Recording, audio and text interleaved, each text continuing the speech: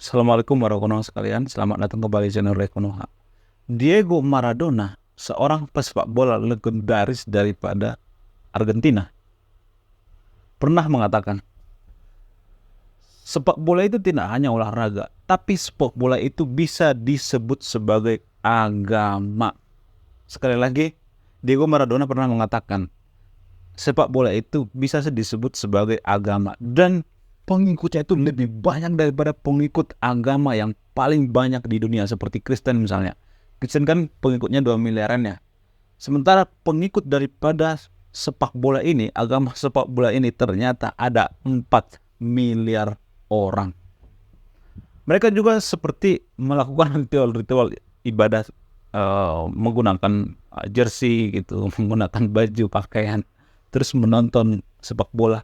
Jadi Maradona mengatakan bahwa agama ini bisa aja disebut seperti sepak bola. Jadi tapi artinya gini guys, bukan berarti agama yang sebenarnya yang seperti agama yang kita anut sehari-hari gitu. Tapi ada persamaan gitu. Seakan-akan ada persamaan. Bahkan World Atlas menyebut bahwa umat sepak bola di seluruh dunia itu melebihi penganut agama Kristen. Sangat banyak, 4 miliar. 4 miliar, coba bayangkan guys. Lalu apa persamaan antara sepak bola dengan agama? Setelah saya meneliti dan memahami, ada beberapa persamaan antara sepak bola dengan agama. Nah, yang jadi pertanyaan adalah, apa persamaan antara sepak bola dengan agama? Terutama agama yang ada di Konoha. Ya mohon maaf ya, saya sering menggunakan kata Konoha itu, tujuan saya itu sebenarnya untuk menyesuaikan diri dengan lingkungan. Jadi di komentar itu kan sering ada berulang-ulang komentar ya, kenapa sih kamu menggunakan Konoha, kenapa kamu menggunakan kata Konoha? Jadi alasannya gini guys, saya itu jujur ya, saya bukan pernah lagi, sering diancam, dibunuh, dihabisi. Karena apa? Karena saya bahas agama. Kenapa mereka ingin menghabisi saya gitu, membunuh gitu kalau saya bahas agama? Karena gini guys, mereka itu pengen Indonesia itu seperti Suriah, Irak, Afghanistan, ribut, konflik.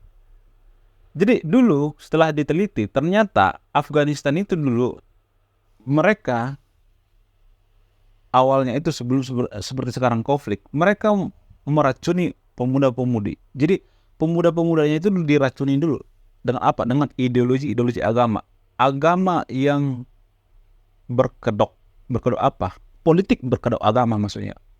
Jadi ini ada politik nih, terus ini ada agama. Jadi politik ini dibalut dengan agama. Itu yang terjadi di Afghanistan, di Irak dan Iran. Sehingga pemuda-pemudinya itu dari awal sudah diracuni, diedukasi. Biar apa? Biar jadi seperti sekarang ini konflik. Kalau kita perhatikan, di video sebelumnya juga udah saya jelaskan secara detail. Agama di Konoha itu sama seperti agama politik guys. Kenapa? Karena mereka punya hukum sendiri. Punya tanah air sendiri, yaitu tanah suci. Hukum sendiri apa? Hukum agama. Bendera sendiri apa? Ada bendera merah, putih kan? Bendera di Konoha. Sementara bendera di agama itu ada warna hitam, terus ditulis warna putih. Jadi agama itu bisa dikatakan seperti politik guys. Agama juga bisa menjajah, jangan salah. Agama juga bisa merongrong tanah air kita. Kalau tidak, hati-hati. Itu yang mereka mau. Makanya saya ditekan. Saya akan menyadarkan ya. Anak muda, sadar kalian. Kalian sadar. Mereka itu buat Indonesia itu seperti Suriah. Biar konflik. Satu agama juga bisa konflik guys. Apalagi kita warga Konoha yang beda-beda agama. Berdasarkan data BNPT, 33 juta orang yang terpapar radikalisme di Konoha. Bayangkan coba, ada 33 juta orang yang terpapar radikalisme, yang pengen negara Indonesia itu adalah negara agama, yang membenci agama lain, yang menyesatkan agama lain. Orang yang terpapar radikalisme sudah pasti dia membenci agama lain kan. Apa yang dibenci kalau nggak agama lain? Masa dia benci sepak bola? Nggak mungkin kan. Nggak mungkin banget itu kan. Pasti benci agama lain dong. Jadi itulah alasannya kenapa, mohon maaf ya bagi di antara yang nonton video ini yang tidak nyaman saya menggunakan kata Konoha. Jadi kalau misalnya saya capek berdebat dengan sumbu pendek ini, Aki78 ini kan saya sering dulu diajak berdebat ya. Saya mau berdebat kamu, gini-gini segala macam. Sebenarnya mereka itu bukan berdebat guys, untuk menyesatkan kita. Mengatakan bahwa yang kamu katakan itu sesat. Yang saya katakanlah yang benar. Jadi berdebat di Konoha itu artinya bukan mencari kebenaran, tapi membenarkan yang ada di isi kepala mereka masing-masing. Bukan mencari kebenaran. Makanya kalau berdebat di Konoha itu tuh gak ada budaya kita berdebat, itu gak ada. Budaya kita itu adalah diskusi. Kita itu tidak bisa berdebat sebenarnya. Kenapa? Kalau kita berdebat itu, kita merasa bahwa yang ada di pikiran kita lah yang benar gitu. Tidak mencari kebenaran. Bahkan udah kalah debat nih, kita tetap ngotot gitu. Harusnya kan kalau kita kalah debat ya kalau pendapat lawan kita masuk akal, ya mau ikutin. Itulah yang namanya kejujuran dalam berdebat. Mencari kebenaran, bukan mencari pembenaran. Jadi kalau misalnya saya udah capek nih berdebat dengan sumbu pendek ini, yang pengen Indonesia itu seperti negara luar, seperti Afghanistan, seperti Suriah, saya bisa mengatakan seperti ini. Semua yang saya katakan di video itu hanya terjadi di Konoha. Makanya saya mengucapkan salam pembukaan di Konoha. Jadi mereka tidak bisa mengungkit-ungkit lagi gitu. Itulah alasannya kenapa saya membuka salam di video ini menggunakan warga Konoha, dan sering saya menggunakan warga Konoha. Sekalipun saya menggunakan Konoha, kata Konoha di video ini, tetap saya diserang gitu. Apalagi saya menggunakan kata Indonesia coba. Saya sudah menggunakan kata Konoha, tetap saya diserang. Tetap saya pengen dihabisi. Itulah harga yang dibayar oleh seorang konten kreator edukasi yang cipta negara ini. Sungguh harga yang sangat mahal. Tujuan kita sebenarnya baik kan.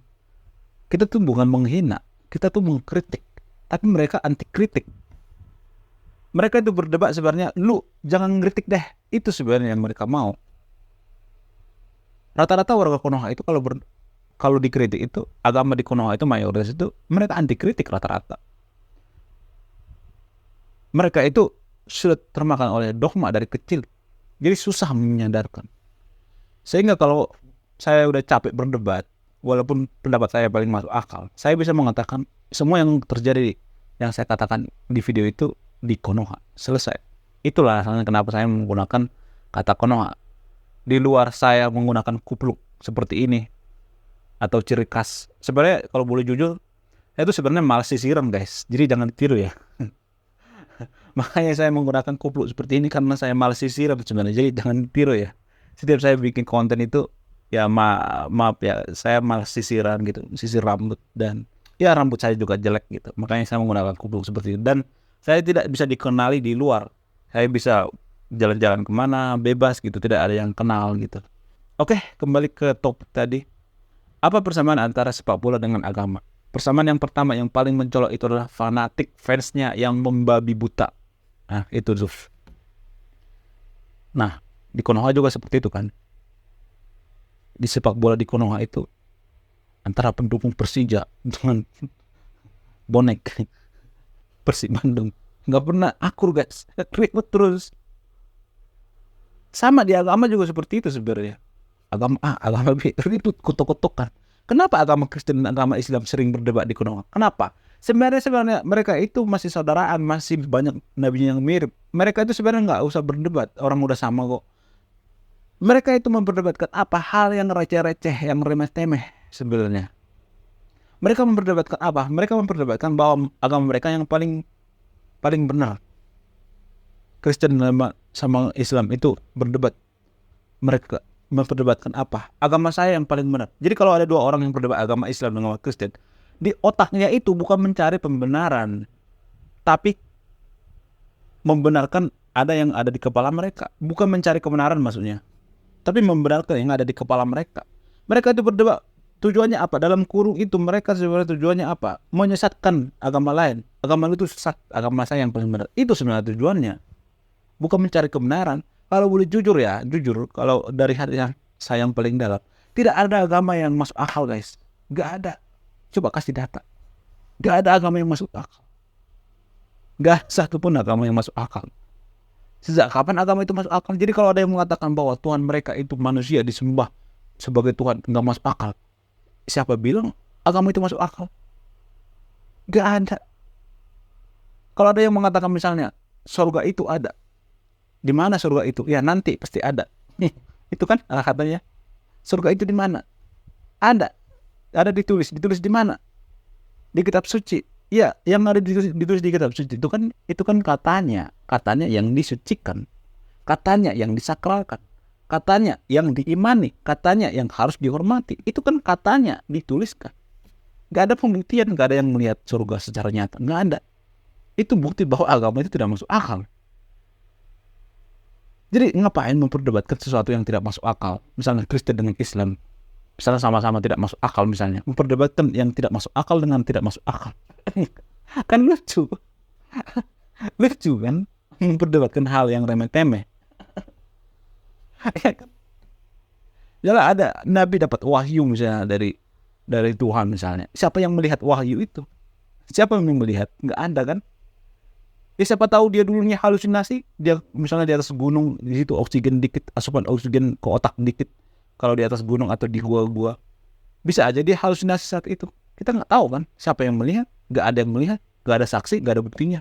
Itu kan katanya saya dikasih wahyu. Itulah bukti bahwa agama itu tidak masuk akal. Jadi ngapain kita memperdebatkan antara agama A, agama B, siapa yang paling masuk akal? Orang dua-duanya nggak masuk akal kok. Agama itu masuk akal bagi penganutnya. Itu poinnya. Jadi kita tidak ada budaya berdebat sebenarnya. Orang kuno itu kalau memperdebat itu memperdebatkan apa? Memperdebatkan bahwa agama lu itu sesat. Itu sebenarnya bukan mencari kebenaran. Jadi sepak bola dengan agama itu punya persamaannya, itu fans fanatik yang membabi buta gitu. Antik. Kalau misalnya kita kritik langsung marah, satu diserang, ribut, satu kompi, satu kabupaten ribut. Tidak bisa berpikir secara rasional walaupun anggotanya itu melakukan kesalahan. Nah, itu fanatisme dalam sepak bola dengan agama itu sama-sama, fanatisme itu sangat kuat. Persamaan yang kedua misalnya, sama-sama bisnis. Kalau kita perhatikan, agama zaman sekarang juga sudah semacam bisnis kok. Tuh percaya. Coba undang ulama yang paling terkenal di Indonesia, yang paling mahal bayarannya. Terus lu bilang gini, maaf, saya nggak bisa bayar, nggak punya duit. Telepon misalnya, dijamin, potong kuping saya, pasti nggak datang. 100% nggak datang. Jadi agama dengan sepak bola itu udah sama-sama sebenarnya, sama-sama bisnis. Sepak bola juga seperti itu. Kalau diundang ke TV misalnya, undang Ronaldo misalnya, terus bilang aku nggak punya duit, emang dia mau datang? Enggak ya? Hanya 1 juta orang yang mau, kan jarang-jarang kan. Tapi pada umumnya duit kan, bisnis kan. Jadi pemuka agama juga seperti itu. Nggak ada pemuka agama yang datang ujuk-ujuk datang nggak dibayar, nggak ada. Justru dia datang pakai Alphard kok. Bayarannya itu bisa beli Alphard kok. Jujur aja deh, gak usah bohong-bohong deh. Siapa sih yang nggak mau sama harta ya kan? Siapa sih yang nggak mau duit? Ya kan?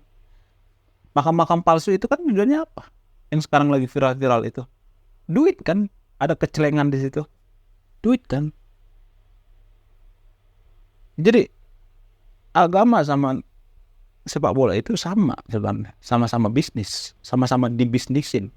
Persamaan yang ketiga misalnya, mudah membodohi umat atau fans hanya embel-embel tanda tangan. Contoh misalnya, ada jersey misalnya sepak bola, ada tangan-tangan Messi misalnya atau Ronaldo misalnya.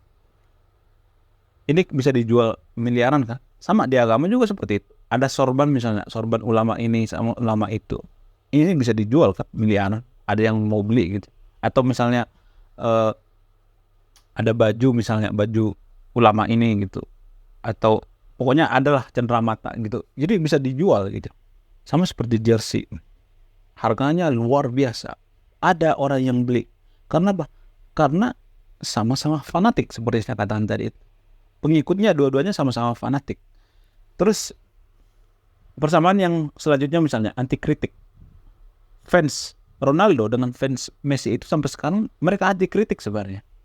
Mereka berdebat siapa yang paling jago antara Ronaldo apa Messi. Itu kan diperdebatkan terus kan di sosial media. Oh, saya cinta Ronaldo. Oh, saya cinta Messi. Oh, Ronaldo itu nggak ada apa-apanya, nggak punya talenta. Playboy, gitu kan dikata-katain. Messi dibilang cupu. Jadi, ya ini kan anti kritik sebenarnya. Bahkan sampai banyak yang kotok-kotokan gitu. Sampai main fisik. Hanya memperdebatkan gitu. Anti kritik. Di Konoha juga seperti itu. Agama A, agama B. Berdebat. Mari kita berdebat. Ya kan?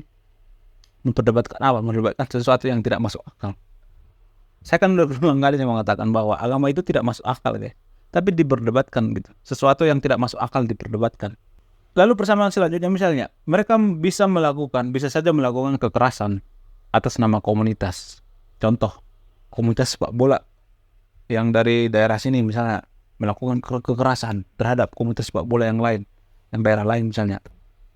Dan ini pasti dia merasa bahwa saya nanti akan dilindungi gitu. Jadi seperti geng-gengan lah gitu. Seperti komunitas-komunitas.